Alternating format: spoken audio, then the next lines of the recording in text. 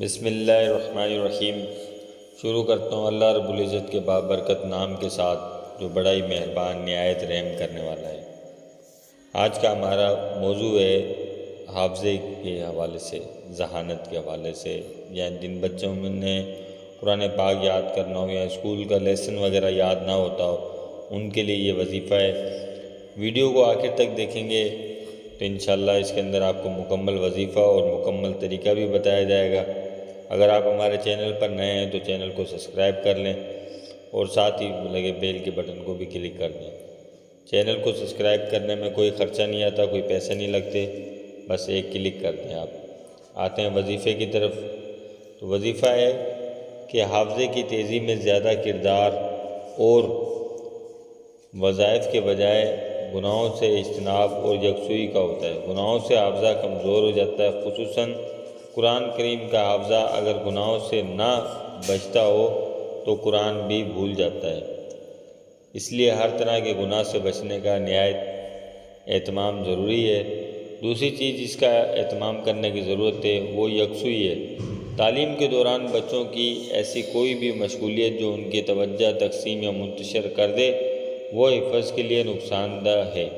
خصوصاً موبائل وغیرہ کے بے جا استعمال سے بچوں کو روکیں تاکہ یکسوئی کے ساتھ وہ حفظ قرآن کریم کی طرف توجہ دیں۔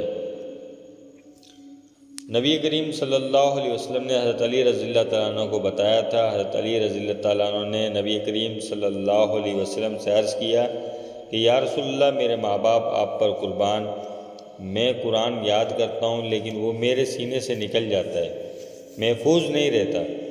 آپ صلی اللہ علیہ وسلم نے فرمایا تو میں تجھے ایسی ترکیب بتاؤں جو تجھے بھی نفع دے اور جسے تو بتائے اسے بھی نفع دے، اور جو کچھ تو سیکھے وہ محفوظ رہے۔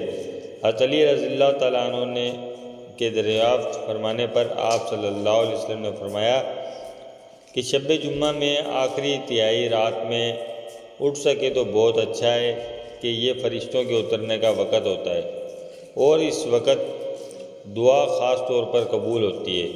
اس وقت جاگنا مشکل ہو تو آدھی رات میں، اور یہ بھی نہ ہو سکے تو رات کے شروع میں ہی کھڑا ہو اور 4 رکعت نماز نفل پڑھ۔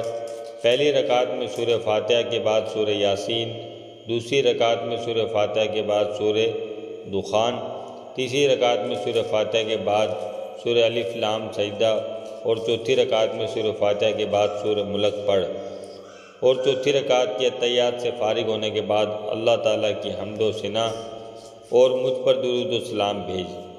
تمام انبیاء علیہ السلام پر بھی درود بھیج، اور اس کے بعد تمام مومنین اور تمام مرحوم مسلمانوں کے لیے استغفار کر اور پھر درج ذیل دعا مانگ۔ پھر حضور صلی اللہ علیہ وسلم نے فرمایا کہ اے علی، اس عمل کو 3 جمعے یا 5 جمعے یا 7 جمعے کر، انشاءاللہ دعا ضرور قبول ہوگی۔ حافظہ اور ذہانت پر کم نیند اور بے خوابی زہر کا اثر کرتی ہے، اس سے ذہن میں الجھن پیدا ہوتی ہے۔ لہٰذا بچوں کی نیند پوری کرنے کے اہتمام کے ساتھ دوپہر کے اوقات میں کیلولہ کی عادت ڈالیں، اس سے ذہن بیدار رہنے کے ساتھ حافظہ بھی اچھا ہوتا ہے۔ نیز آئندہ روز سنانے والا سبق مغرب کے بعد یاد کرانے کا اہتمام کریں۔